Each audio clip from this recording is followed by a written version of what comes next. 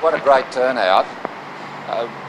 This huge rally for climate change, it should have had John Howard here. It should have had Kevin Rudd here.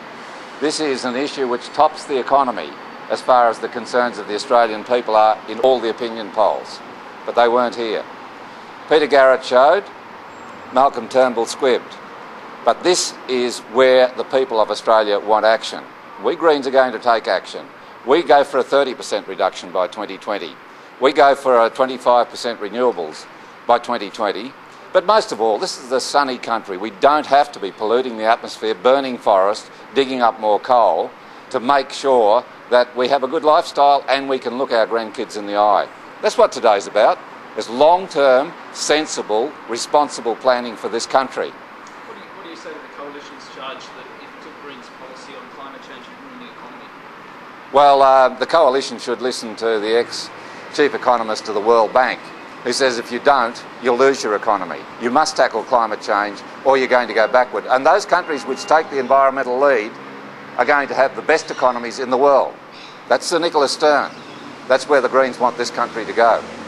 How about Turnbull's accusation that if the Labor Party got in power, it would be a soft touch, end quote, when negotiating? Well, who's the soft touch? Malcolm Turnbull's the one person who didn't turn up to tell the people what he's going to do. You can't get much softer than that. Were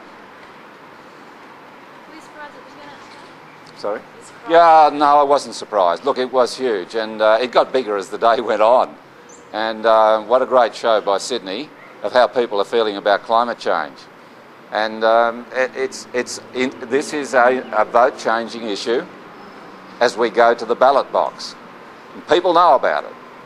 And you can't, as a government, turn your back on it and expect you're going to be returned. And I think there's a lot of people who want to change more than the climate.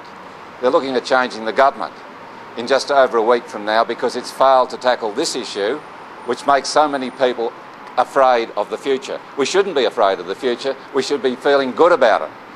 And that's where the Greens want this country to go.